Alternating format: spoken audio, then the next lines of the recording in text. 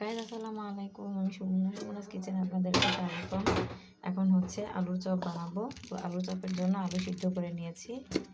এখানে সিদ্ধ করার পরে একটু লবণ দিয়ে দিলাম পরিমাণ মতো, যতটুকু আলু ততটুকু পরিমাণ মতো। তারপরে এখানে পেঁয়াজ কুচি করে রেখেছি, পেঁয়াজ কুচি দিব, মরিচ কুচি দিব, আর হচ্ছে ধনিয়া পাতা দিব।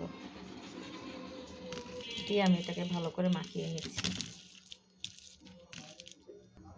গাইস এখানে এখন আমি একটু হলুদের গুঁড়া, মরিচের গুঁড়া আর ধনিয়ার গুঁড়া দিয়ে দিচ্ছি।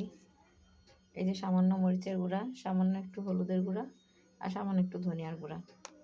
এটা হচ্ছে জাস্ট একটু কালার হওয়ার জন্য। অনেকের ইচ্ছা, আপনারা যদি কেউ আলু চপের মধ্যে না এগুলো খেতে চান তাহলে এই মশলা দিবেন না, শুধু সাদাই করবেন।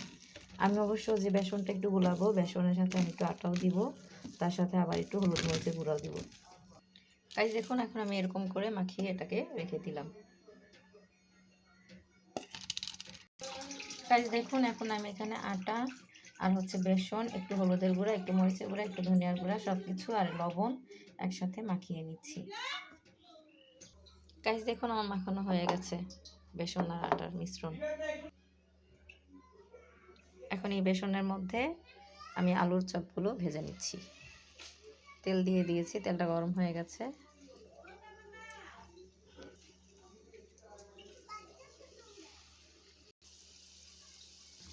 গাইস আমার আলুর চপগুলো এক পিঠ হয়ে গেছে, আমি উল্টে নিয়েছি। দেখুন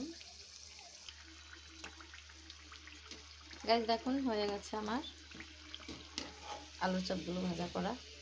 এরকম যখন লাল লাল কালার চলে আসলো, আমি তখন নামিয়ে নিচ্ছি।